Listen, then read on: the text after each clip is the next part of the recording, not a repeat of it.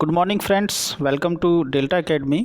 और आज हम लोग जो बात करेंगे वो करेंगे क्लाइमेटोलॉजी से संबंधित जो एक आम धारणा होती है, जिस पर स्टूडेंट्स की समझ जो है वो निश्चित रूप से होनी चाहिए। अगर आप लोग जलवायु को समझना चाहते हैं पृथ्वी की, या किसी भी ग्रह से संबंधित बात करते हैं, तो उसमें उसका जो इंसुलेशन है, जो उसका स्टेरिफिकेशन है, स्तरीकरण है वायुमंडल का, और वायुमंडल या पृथ्वी का जो सरफेस है वो किस रूप में गर्म होता है, और उसका जो ट्रांसफ़र है हीट का, जो सूर्य से मिलती है या किसी भी तारे से जो किसी ग्रह को मिलने वाली जो ऊष्मा होती है, जो हीट होती है, उसका जब रिफ्लेक्शन होता है, वापस वो जाती है स्पेस में, तो वो किस कारणों से जाती है, इस पर एक समझ विकसित ज़रूर करनी चाहिए दोस्तों। अब हम बात करेंगे, जो सूर्य है वो वायुमंडल और पृथ्वी पर जो मिलने वाली हीट है उसका एक अल्टीमेट जो सोर्स है वो सूर्य ही है। उसी से सारी ऊर्जा जो है पृथ्वी पर आती है। आप लोगों को पता होगा, पृथ्वी पर जितने भी काम होते हैं, वो चाहे कोई भी काम हो, जैसे गाड़ियों का चलना, हवाओं का चलना, हमारा बोलना, हमारा चलना, या कुछ भी जो भी कुछ हो रहा है, वो सब जो हो रहा है वो सूर्य की कभी ना कभी आई हुई ऊष्मा के द्वारा हो रहा है। ये कभी ना कभी वर्ड मैंने इसलिए यूज़ किया है, आप लोगों को पता होगा जो ये मोटर व्हीकल्स आज भाग रहे हैं, उसमें जो चलने वाला फ्यूल है वो कहाँ से आया है, जिसे हम फॉसिल फ्यूल या जीवाश्म ईंधन के रूप में जानते हैं, तो वो आया कहाँ से। तो दोस्तों, वो कहीं ना कहीं किसी ना किसी रूप में सूर्य से ऊर्जा प्राप्त हुई होगी। और वो करोड़ों साल पहले जो ऊर्जा आई थी वो उसी का डिकम्पोजिशन होकर वो फॉसिल फ्यूल में कन्वर्ट हुई। जो ऊपर वनस्पतियां रहीं उससे कोयला मिला, जो नीचे चली गई और उसका और ज़्यादा प्रेशर और टेम्परेचर में डिकम्पोजिशन हुआ, तो वो जो पेट्रोलियम होता है उसमें बदल गई।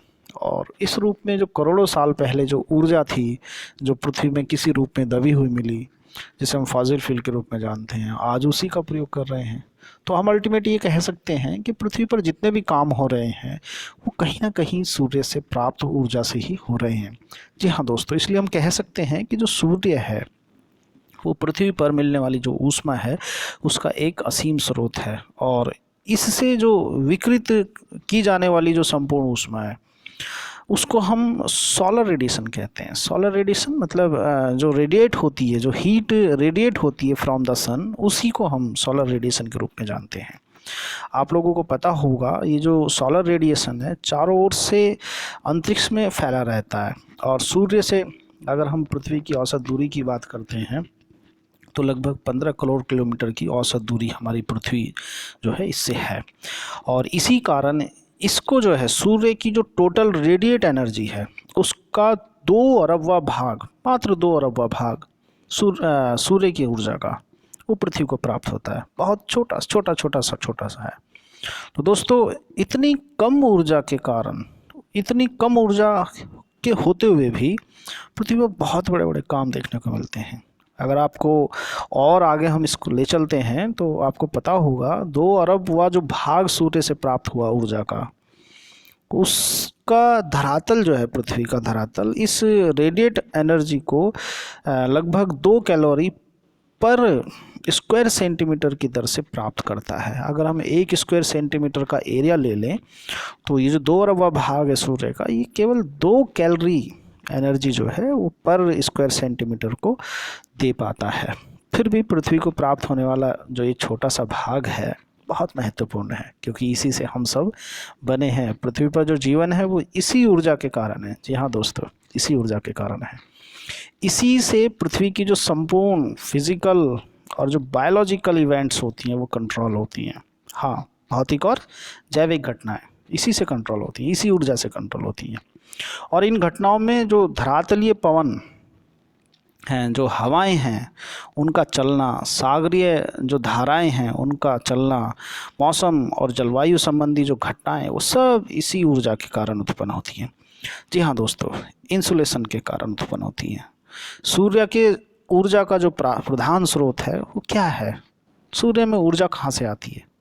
उसके आंतरिक भाग से आती है, जहाँ पर बहुत ज़्यादा प्रेशर है। अगर हम सूर्य की कोर की बात करें, जो उसका बहुत अंदर वाला भाग है, जो सेंटर पॉइंट है, उसके आसपास का जो क्षेत्र है जिसको हम कोर के रूप में जानते हैं, अगर उसकी बात करें तो वहाँ पर बहुत बहुत ज़्यादा प्रेशर है और बहुत बहुत बहुत ज़्यादा टेम्परेचर है। उसी के कारण एक नाभिकीय जो अभिक्रिया होती है जिसको न्यूक्लियर रिएक्शन कहते हैं। न्यूक्लियर रिएक्शन बेसिकली दो टाइप की होती है, एक न्यूक्लियर फिजन और एक न्यूक्लियर फिजन। तो एक नाभ के विखंडन है और एक नाभ के संलयन। लेकिन जो सूर्य के जो कोर में होने वाली जो घटनाएं हैं जिससे ऊर्जा का इतना बड़ा भंडार जो है सूर्य से निकल पाता है, वो नाभ के संलयन के कारण हो पाता है। इस पर हम आगे चर्चा करेंगे। अभी और आगे चलते हैं। ये जो ऊष्मा है इसका जो परिचालन होता है, मतलब ये जो ट्रांसपोर्टेशन है एनर्जी का और जो संवहन है, वो सूर्य की बाहरी सतह तक पहुंच पाता है। और जैसे ही सूर्य की बाहरी सतह से निकलता है तो ऊर्जा जो है छोटे छोटे छोटे छोटे पैकेट के रूप में बाहर निकल कर आती है। जी हाँ, ऊर्जा के बहुत छोटे छोटे पैकेट होते हैं और उन पैकेट को हम कहते हैं फोटॉन। उन पैकेट को क्या कहते हैं? फोटॉन। और उन्हीं की जो रेल है, फोटॉन की जो रेल है, वो हमारी क्या कहलाती है? रेज कहलाती है, किरण कहलाती है, जिसे हम प्रकाश की किरण के रूप में जानते हैं। हाँ दोस्तों, और ये जो फोटॉन रेज है ये कहाँ से निकल रही है?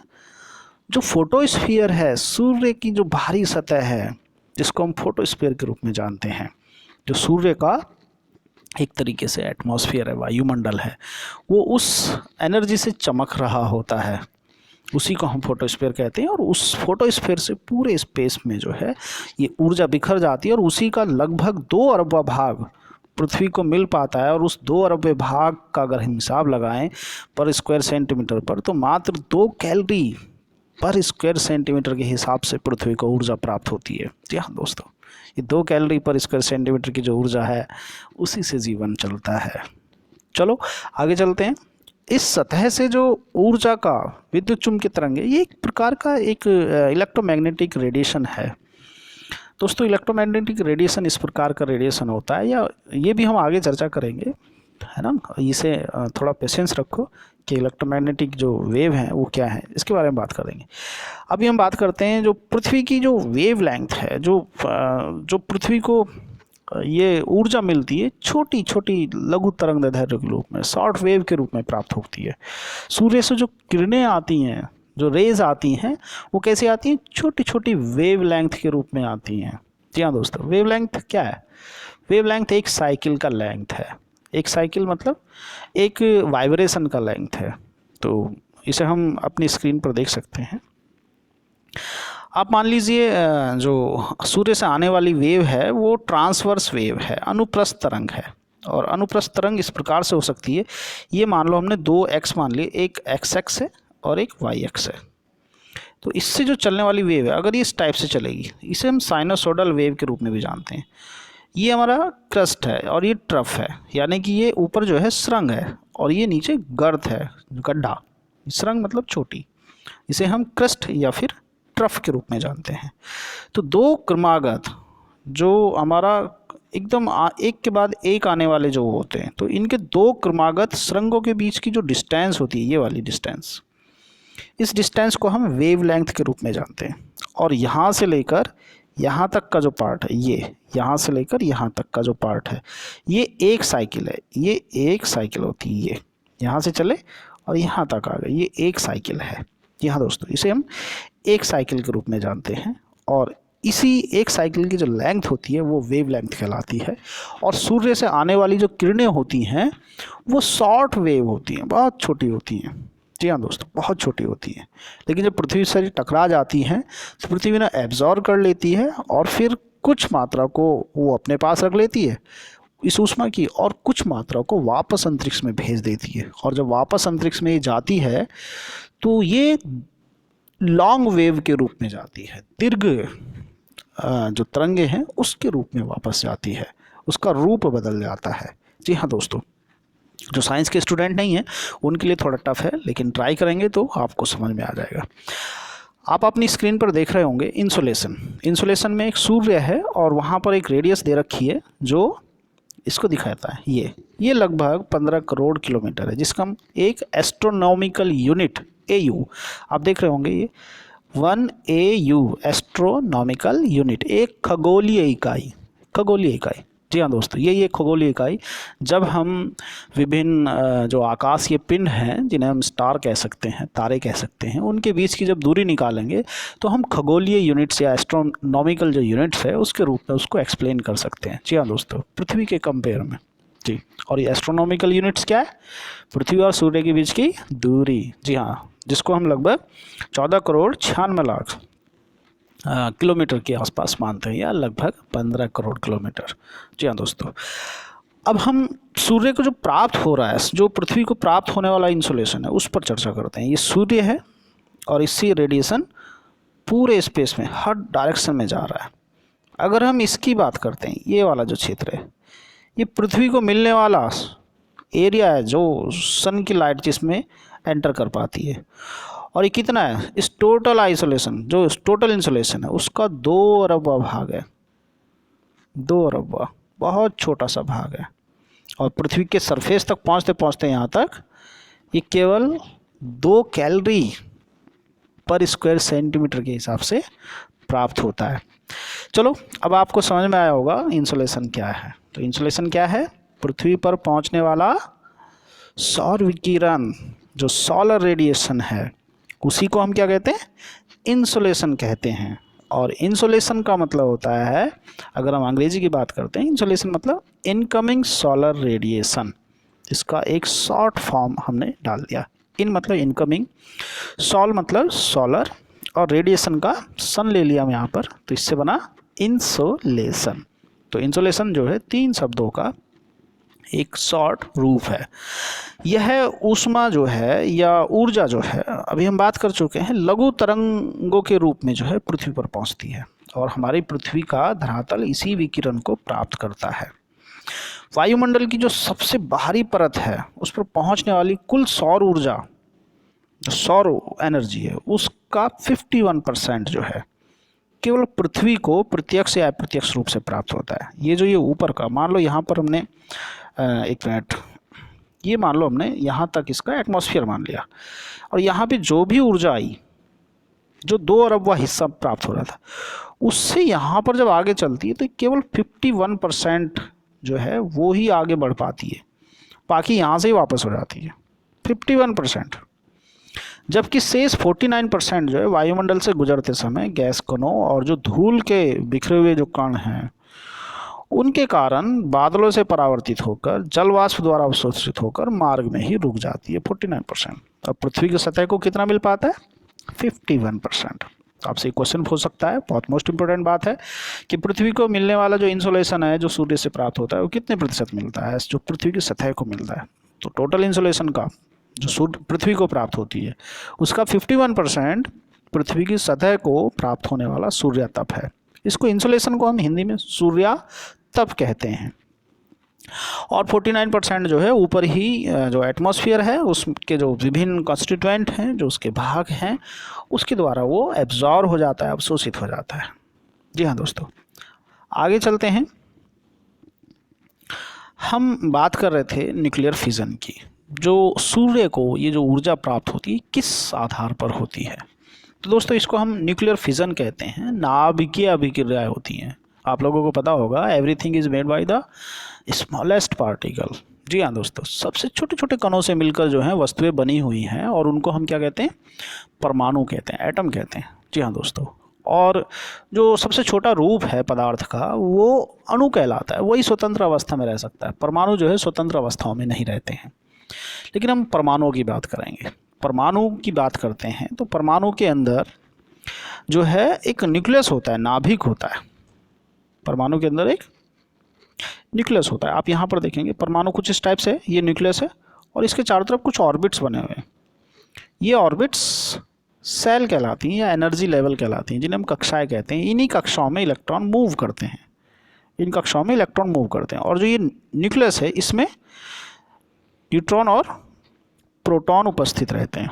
जी हाँ दोस्तों, ये उन लोगों के लिए जो साइंस के स्टूडेंट नहीं हैं। बाकी साइंस के लोगों का तो पता ही है, बहुत इंटेलिजेंट हैं दोस्तों। सॉरी, मैं यहाँ पर आर्ट वाले लोगों का भी जो है वो उनको डिप्लाई नहीं करना चाहता, वो उन्हीं के लिए ये बातें हैं। तो ये छोटी बातें हैं साइंस में, एक बेसिक बातें हैं जहाँ से शुरुआत होती है। अब जो नाभिकीय अभिक्रिया है, नाभिकीय अभिक्रिया मतलब जो न्यूक्लियस है जिसमें न्यूट्रॉन और प्रोटॉन रहते हैं, उनसे संबंधित कुछ अभिक्रियाएं होती हैं, रिएक्शन होती हैं, आपस में जुड़ाव होता है या घटाव हो सकता है, वो जुड़ सकती हैं या फिर अलग हो सकती हैं, ये रिएक्शन कहलाती है। तो जो नाभिकीय अभिक्रियाएं हैं वो दो प्रकार की होती हैं, एक नाभिकीय विखंडन होता है, एक नाभिकीय संलयन। विखंडन मतलब टूट जाना और संलयन मतलब जुड़ जाना। तो यहाँ पर हम नाभिकीय जो संलयन है उसकी बात करते हैं। ये सूर्य की ऊर्जा का स्रोत है जो सूर्य के कोर में अंदर जाकर, जिसे हम अंतरतम कहते हैं। अंतरतम मतलब जो अंदर में उत्तम हो, यानी कि सबसे अंदर हो। ये या फिर ऐसे बोल सकते हैं कि एक ऐसा गोला है जो सूर्य के केंद्र के चारों तरफ है, उसी को हम कोर के रूप में या क्रोड के रूप में जानते हैं। जी हाँ दोस्तों। अब उसके अंदर जो है जो हल्के नाभिक हैं, जैसे हाइड्रोजन, यहाँ पर हाइड्रोजन के जो आपके आइसोटोप्स हैं वो लिए गए हैं, ड्यूटेरियम और ट्राइटेरियम। ये हाइड्रोजन है एक प्रकार की, ये भी हाइड्रोजन है ड्यूटेरियम, ये भी हाइड्रोजन है ट्राइटेरियम। इसके न्यूक्लियस जब आपस में जाकर यहाँ पर मिल जाते हैं, जिसको हम फ्यूज़ कहते हैं, इसी को न्यूक्लियर फ्यूज़न कहते हैं। जी हाँ दोस्तों, न्यूक्लियर फ्यूज़न या नाभिकीय संलयन। ये जब मिल जाते हैं तो एक भारी नाभिक बनाते हैं, अपने से भारी नाभिक बनाते हैं। हाइड्रोजन से भारी नाभिक क्या होता है? हीलियम होता है। जी हाँ दोस्तों, ये हीलियम होता है। जब ये प्रक्रिया होती है तो बहुत सारी ऊर्जा निकलती है। ये ऊर्जा जो है सूर्य को गर्म रखती है, साथ साथ पृथ्वी को गर्म रखती है, या उसके जो परिवार है सूर्य का, जिसमें प्लूटो या कहेंगे मरकरी, वीनस, अर्थ, मार्स, जुपिटर, सैटर्न, आगे तक जहाँ तक भी इसका वो जाता है, इसके द्वारा जो गर्म रह पाता है वो इसी एनर्जी के कारण रह पाता है। जी हाँ दोस्तों, ये ऊर्जा जो है लगातार चल रही है और इसको संपन्न कराने के लिए, इसको करने के लिए, न्यूक्लियर फ्यूज़न को कराने के लिए बहुत बहुत बहुत ज़्यादा प्रेशर की ज़रूरत होती है और बहुत बहुत ज़्यादा टेम्परेचर की ज़रूरत होती है। आपको आपकी नॉलेज के हिसाब से मैं बता दूं, सूर्य का जो टेम्परेचर है कोर के अंदर वो लगभग 1.5 करोड़ डिग्री सेंटीग्रेड के आसपास माना जाता है। जी हाँ दोस्तों, 1.5 करोड़ डिग्री सेल्सियस, बहुत ह्यूज अमाउंट है टेम्परेचर की। जी हाँ दोस्तों। अब हम बात करेंगे इंसुलेशन जो है वो इसी एनर्जी से उत्पन्न हो रहा है। आपको ये पता लगा होगा सूर्य की ऊर्जा का जो स्रोत है, कई बार एग्जाम में पूछा गया है, बहुत मोस्ट इम्पोर्टेंट है नाभिकीय संलयन। अब हम बात करते हैं जो पृथ्वी को जो इंसुलेशन प्राप्त हुआ, जो पृथ्वी के सरफेस तक आया, उसके बाद उसका क्या होता है? उसके बाद क्या होता है? सोचो सोचो सोचो, क्या होता है? उसके बाद होता है कि वो सरफेस से वापस लौट जाता है, ट्रांसफ़र हो जाता है। हाँ, कुछ भाग पृथ्वी के पृष्ठ पर अवशोषित हो जाता है और बाकी जो है वो स्पेस में वापस लौट जाता है। जी हाँ दोस्तों, जो वापस लौटने की प्रक्रिया है उसको हम क्या कहते हैं? प्रकाशानुपात कहते हैं या धवलता कहते हैं, और इसको इंग्लिश में क्या कहते हैं? एल्बिडो कहते हैं। एल्बिडो। पृथ्वी के द्वारा अंतरिक्ष में, अपने स्क्रीन पर देखिए, पृथ्वी के द्वारा अंतरिक्ष में सौर विकिरण के परावर्तन को पृथ्वी का एल्बिडो कहते हैं। जी हाँ दोस्तों, जो रिफ्लेक्शन होता है किसका? रेडिएशन का। कहाँ से? From the surface of earth is called the albedo. Is that clear? पृथ्वी के द्वारा अंतरिक्ष में जो सोलर रेडिएशन है उसके रिफ्लेक्शन को ही तो पृथ्वी का एल्बिडो कहते हैं। क्लियर हो गया होगा? चलो टाइम नहीं खराब करते, आगे चलते हैं। आप अपनी स्क्रीन पर देखो, बड़ा प्यारा सा एक सन है और उससे वाइट कलर की, होती तो है नहीं वाइट कलर की, लेकिन आपको समझाने के लिए वाइट कलर की रेज जो है वो बनाई गई हैं। ये अलग अलग सरफेस जो हैं पृथ्वी के वो कुछ दिखाए गए हैं। कहीं पर आपको मकान दिख रहे होंगे, मकान भी दो प्रकार के दिख रहे हैं, एक की छत ब्लैक है थोड़ी सी, ये वाली, और ये थोड़ी सी वाइटिस्ट है। यहाँ पर ये स्नो है, ये ऊपर ताज़ी ताज़ी स्नो है और नीचे जाकर जो है थोड़ी सी ओल्ड स्नो है जो अंदर की तरफ है। ये फॉरेस्ट है, ये जो आप खेती वेती करते हैं वो वाला ही है भैया, और ये जो भगवान ने बनाए थे ग्रासलैंड्स, ये वो हैं स्टेपीज़, प्रेरीज़, है ना। आप लोग नाम याद रख रहे होंगे, याद कर लेना, नहीं कर रहे हो तो फिर पेपर से बैठे रहना। तो ये ग्रासलैंड्स हैं, कई बार ग्रासलैंड्स पूछे जाते हैं। कुछ ये मानव ह्यूमन मेड, ये क्या रोड से दिख रही है ना। तो ये अर्थ का एल्बिडो है। अर्थ एल्बिडोस 31% एवरेज है। अगर हम डार्क रूफ की बात करते हैं तो 8 से 18% तक एल्बिडो है। एल्बिडो मतलब यहाँ से वापस चली जाती है स्पेस में, क्या, सोलर रेडिएशन एब्जॉर्ब होने के बाद वापस चली जाएगी। कितना परसेंट? 8 से 18%। यानी कि जो इसे प्राप्त होगा है ना 8%, इसका मतलब क्या है 92% ये एब्जॉर्ब कर लेगी, या फिर 18% घटा देंगे तो कितना बचेगा 82%।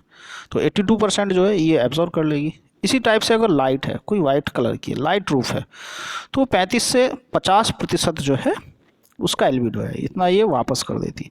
यहाँ देखो मून भी है ना, मून भाई साहब, इससे कितना निकलता है 6% से लेकर 8% तक स्पेस में जाता है ना, बाकी को एब्जॉर्ब कर लेता है। इसीलिए 100 डिग्री से लेकर के 250 डिग्री टेम्परेचर होता है दिन में, है चांद के सरफेस का।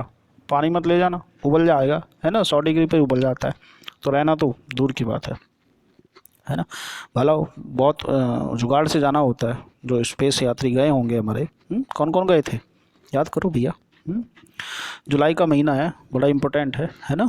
जुलाई कौन सा 1970 1969 है ना, 1969 में गए थे ना, एडविन एल्ड्रिन और जो दूसरे लोग गए थे है ना, नील आर्मस्ट्रॉन्ग। ठीक है, तो ये चांद पर गए होंगे, बड़ा महंगा सूट पहन कर जाते हैं। उस ज़माने में 15 लाख की कॉस्ट थी, आज तो पता नहीं कितनी है। चलो एल्बिडो की पर चर्चा करते हैं। जो फ्रेश स्नो होता है उसका एल्बिडो थोड़ा ज़्यादा होता है पुराने वाले एल्बिडो से। क्यों? क्योंकि उसमें जो कुछ इम्प्योरिटीज़ हैं वो कम मिलती हैं फ्रेश वाले में, है ना। अब आगे देखते हैं, ये जो एल्बिडो का रेशियो है ये पूछा जाता है, यूपीएससी ने भी कई बार क्वेश्चन पूछ लिया है, और जो पीसीएस वाले हैं वो भी अपना कमर कस कर अपना दिमाग ठिकाने लगा कर भैया तैयारी रखो, तो आपको दिख जाएगा, है ना। टेंशन मतलब इसकी एक लिस्ट है, हम आगे चर्चा करते हैं। ये एक छोटी सी लिस्ट बनाई है डेल्टा एकेडमी की तरफ से, देखेंगे आप नीचे जैसे जैसे हम इसमें ऊपर बढ़ रहे हैं, है ना, ऊपर अगर ऐसे जाएंगे तो इसका परसेंटेज बढ़ता चला जाएगा। आप एक ब्लॉक्स को एक 10% का खाना मान सकते हैं, ये 10% इस टाइप से करके, तो 100% तक है। तो जो फ्रेश स्नो है, अभी हम बात कर रहे थे, फ्रेश स्नो का जो एल्बिडो होता है वो ज़्यादा होता है, और जो ओल्ड स्नो है जो बहुत पहले से पड़ी हुई उसका एल्बिडो थोड़ा कम होता है। अब 10, 20, 30, 40, 50 से 60 के बीच में है ना परसेंटेज, 50 to 60% ओल्ड स्नो का है। अगर हम वहाँ चलते हैं तो कितना है 60, 70, 80, तो ये 70 से 80 के आसपास में जो है स्नो, जो फ्रेश स्नो है अभी अभी आई है, उसके बारे में बात हो रही है। इसी प्रकार से आप अपना वो देख सकते हैं, है ना, डेजर्ट है, जैसे वाटर है, वाटर का बहुत छोटा सा है कहीं 7-8% में आकर सिमट जाएगा। सॉइल जो डार्क वेट है उसके बारे में 7-8 से लेकर 12-15 के आसपास तक हो सकते हैं। फॉरेस्ट का भी ऐसा ही है, लेकिन सवाना जो है उनका थोड़ा ज़्यादा है, लेकिन उससे ऊपर डेजर्ट का है ना। ये जो मिडोज़ हैं, जो चरागाह हैं, जो ग्रास लैंड है उसका ये है, लेकिन क्रॉप्स का उससे थोड़ा सा ज़्यादा है। ठीक, यानी कि मिडोज़ जो है वो सनलाइट को एब्जॉर्ब ज़्यादा करते हैं। और यहाँ पर कई बात पूछी जा सकती है आपसे, अगर सनलाइट ज़्यादा एब्जॉर्ब होगी तो फोटोसिंथेसिस ज़्यादा होगा, और जहाँ पर फोटोसिंथेसिस ज़्यादा होगा वहाँ पर जो प्रोटीन्स हैं, जो एनर्जी हैं, जो ह्यूमन बीइंग के लिए या फिर ये कहेंगे जो जीवन के लिए ज़रूरी है वो ज़्यादा होंगी। तो इसलिए आपने देखा होगा सबसे ज़्यादा जो एनर्जी होती है वाटर में, और लाइफ भी सबसे ज़्यादा वाटर के ऊपर का जो सरफेस है जो लगभग 200 मीटर तक पाया जाता है, जहाँ तक प्रकाश चला जाता है ना। जो प्लैंकटन, नेक्टन टाइप के जो आपके वो मिलते हैं जीव, समुद्री सतह पर तैरने वाले जो होते हैं वो प्लैंकटन्स कहलाते हैं, और वो इसी ऊर्जा का प्रयोग करते हैं, और उनकी मात्रा जो है बहुत ज़्यादा है फोटोसिंथेसिस के हिसाब से। तो ये भी एक मोस्ट इम्पोर्टेंट पार्ट है, तो आप इसे देखेंगे भैया, बहुत मोस्ट इम्पोर्टेंट बात है, सब लोग ज़रा ध्यान से सुनेंगे, है ना। तो ये लिस्ट तैयार कर सकते हैं इंसुलेशन से संबंधित, बहुत बहुत मोस्ट इम्पोर्टेंट है। आगे चलते हैं, इंसुलेशन जो निर्भर कर रहा है वो क्या है। हम लोग इंसुलेशन समझ चुके हैं, एल्बिडो समझ चुके हैं, अब हम देखेंगे इंसुलेशन की निर्भरता क्या है। तो आप अपने स्क्रीन पर देख सकते हैं, सूर्य से आने वाली किरणों का झुकाव, है ना। अगर पृथ्वी पर सीधी किरणें आएंगी, परपेंडिकुलर आएंगी to the surface of the earth, अगर अर्थ के रेस्पेक्ट की बात करते हैं तो अर्थ के रेस्पेक्ट में जब वो परपेंडिकुलर गिरेंगी तो वो छोटे क्षेत्रफल पर गिरेंगी।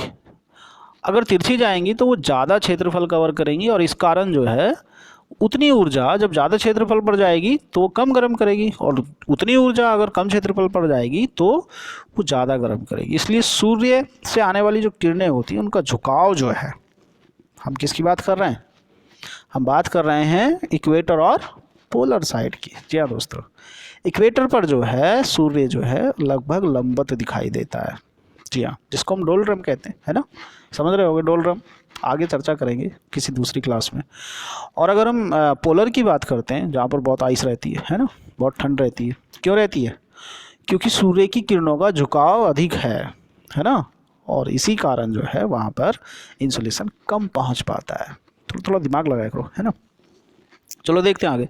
दिन की अवधि, ठंड में दिन जल्दी चला जाता है, क्यों? अपेलियन है, याद कर रहे हो, है क्या कहते हैं? जो हमारा सूर्य दूर चला जाता है या फिर पृथ्वी के नज़दीक आ जाता है, कौन सी डेट होती है? 21 जून और 22 दिसंबर। अपसोर और उपसोर, अपेलियन और पेरिफेलियन, है ना, दो घटनाएं होती हैं।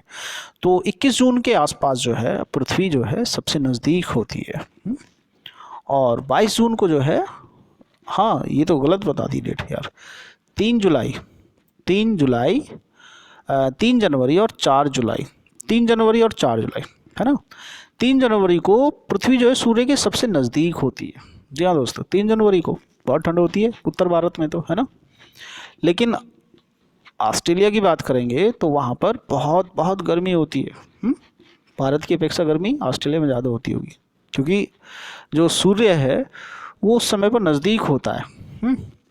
लेकिन अगर हम 4 जुलाई की बात करते हैं तो 4 जुलाई में पृथ्वी जो है सूर्य से बहुत दूर होती है, लेकिन उत्तर भारत में इसलिए गर्म होती है क्योंकि जो सूर्य है वो उत्तरायण है, यानी कि वो कर्क रेखा के आसपास दिखाई देता है ना। तो ये याद रख लो भैया, दिन की अवधि जितना ज़्यादा होगी उतने समय तक इंसुलेशन प्राप्त होगा। वायुमंडल की पारगम्य क्षमता, है ना, वायुमंडल से जितना आसानी से आ जाएगा। अगर मान लो वायुमंडल में उसके धूल के कण ना हो, वाष्प ना हो, है ना, और जो इस टाइप की चीज़ें हैं वो ना हो, तो उसकी पारगम क्षमता, जो ट्रांसपेरेंट जो प्रॉपर्टी है वो बढ़ जाएगी और उससे और ज़्यादा इंसुलेशन आएगा। लेकिन हमारी पृथ्वी को जो है लगभग 49% ही पार कर पाता है, 51% जो है वहाँ पर ही एब्जॉर्ब हो जाता है। भूमि की सतह का ढाल है, इस पर हम चर्चा कर चुके हैं। अगर जैसे पहाड़ों की बात करते हैं, प्लेन की बात करते हैं, तो प्लेन ज़्यादा गर्म होते हैं पहाड़ों की अपेक्षा, क्योंकि पहाड़ जो हैं छोटे से क्षेत्रफल पर तिरछे खड़े होते हैं, तो उनका जो क्षेत्रफल होता है, सरफेस एरिया जो होता है वो बढ़ जाता है ना। लेकिन अगर हम खेतों की बात करते हैं तो उसका सरफेस एरिया जो कम होता है, वो सीधे सपाट होते हैं, पैरेलल टू होते हैं इंसुलेशन के। इसी तरीके से तटवर्ती क्षेत्र में समुद्री धाराएं चलती हैं, है ना, तो वो भी इंसुलेशन के कारण हैं, और उनसे जो हीट ट्रांसफ़र है वो इधर उधर होती रहती है। स्थलीय भागों पर चलने वाली हवाएं हैं, जैसे हम बात अगर करते हैं तो आप लोग बात कर सकते हैं, जो जैसे तटवर्ती क्षेत्रों की बात करते हैं तो गर्म धाराएं जिन क्षेत्रों से होकर बहती है उस क्षेत्र का जो तापमान होता है वो अधिक होता है, जबकि ठंडी धाराएं जिन क्षेत्रों से होकर बहती है उस क्षेत्र का ताप जो होता है वो कम हो जाता है। हम उदाहरण के रूप में ले सकते हैं, अगर हम नॉर्थ वेस्ट यूरोप की बात करते हैं तो वहाँ पर कौन सी करंट फ्लो करती है? बताओ। वाटर स्टेट, है ना, नहीं सॉरी, जो वाटर स्ट्रीम है, जिन्हें हम जल धाराएं कहते हैं। गल्फ स्ट्रीम की धारा बहने के कारण जो है उस क्षेत्र का तापमान ऊंचा बना रहता है, क्योंकि गल्फ स्ट्रीम जो है गर्म धाराएं हैं, है ना, कैरिबियन सी के आसपास से उठती है। याद आ रहा है? याद कर लेना। इसके विपरीत लगभग उसी अक्षांश पर जो लैब्राडोर है ना, लैब्राडोर करंट कहाँ से आती है भैया?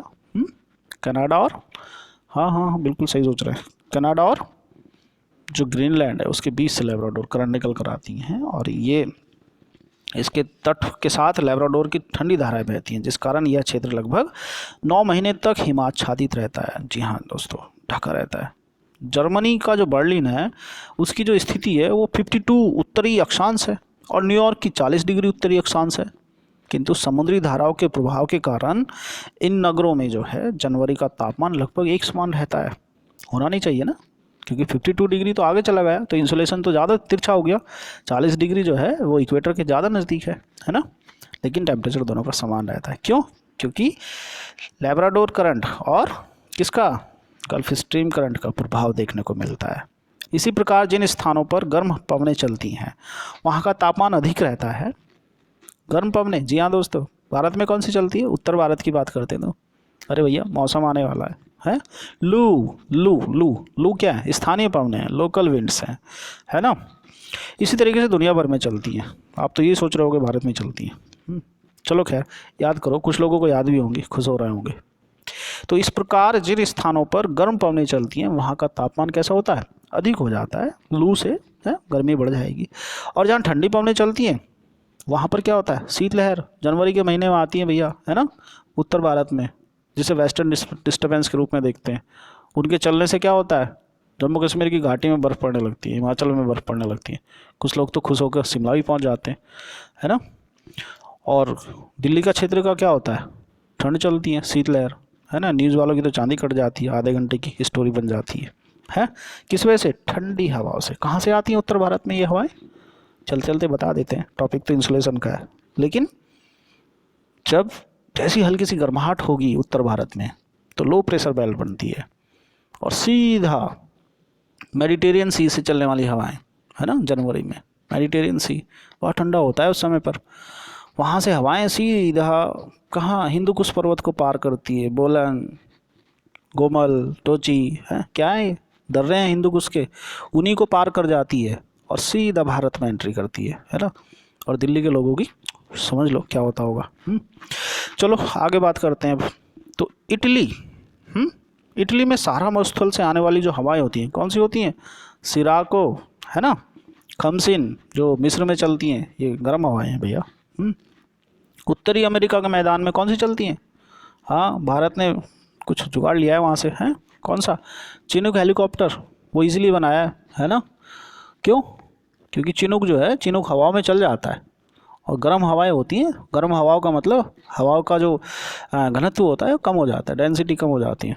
तो हेलीकॉप्टर को तो ज़्यादा चाहिए ना डेंसिटी, जितनी ज़्यादा डेंसिटी होगी उतनी आसानी से उड़ जाएगा, लेकिन कम होता है।